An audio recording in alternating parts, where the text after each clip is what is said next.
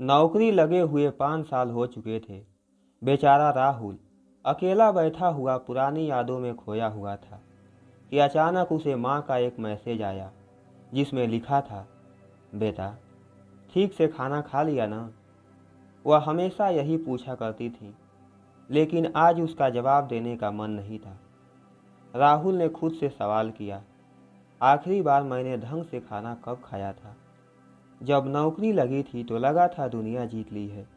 लाखों की भीड़ से निकलकर अपनी पहचान बनाना एक बड़ी उपलब्धि लगा था।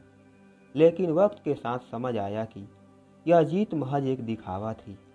कभी माँ के हाथों का बना हुआ गरम गरम खाना खाने वाला राहुल अब ऑफिस की कैंटीन या किसी ढाबे के खाने पर निर्भर था। स्वाद का कोई मोल नहीं था, बस पेट भरने का बहाना था। घर वालों को लगता था कि राहुल पैसे या पद के घमंड में बदल गया है। दोस्त कहते थे कि अब वो पहले जैसा नहीं रहा। लेकिन कोई यह नहीं समझ पाया था कि हर रात वो थाली के सामने बैठा रहता है। भूख होने के बावजूद खाने की इच्छा मर चुकी थी। आज भी वही हुआ। ऑफिस से निकलकर उसने सोचा कि किसी ढाबे पर जाकर कुछ खा लेगा, लेकिन मन नहीं था। तभी उसे सड़क के किनारे बैठे हुए एक बुजुर्ग ने आवाज़ दी, बेटा खाना खा लिया? राहुल ने चौंक कर देखा। बुजुर्ग के पास एक पुरानी सी थाली रखी थी जिसमें कुछ बचा हुआ खाना था। राहुल के कदम रुक गए। वो बुजुर्ग आदमी भूखा नहीं दिख रहा था, लेकिन उसकी आंखों में कुछ अजीब सा अपनापन था। राहुल ने पास जाकर पूछा, आपको कुछ चाहिए? बुजुर्ग मुस्कुराया और बोला, नहीं बेटा, मैं तो रोज़ पेट भर खाता हूँ। लेकिन तुमसे ये पूछना था कि मैं रोज़ तुम्हें देखता हूँ कि तुम हर दिन अनमने ढंग से क्यों खाते हो?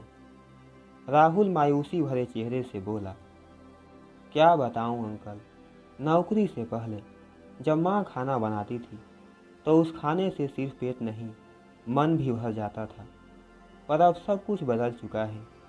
नौकरी भी है, पैसा भी है और खाना भी है, लेकिन अब एक चीज़ नहीं है, परिवार का साथ और माँ के हाथों का बना हुआ खाना। परिवार से कोसों दूर इस शहर में अकेला रहता हूँ। पूरा परिवार गांव में रहते हैं और यहाँ अकेले मन नहीं लगता, इसलिए अनमने ढंग से खाता हूँ अंकल।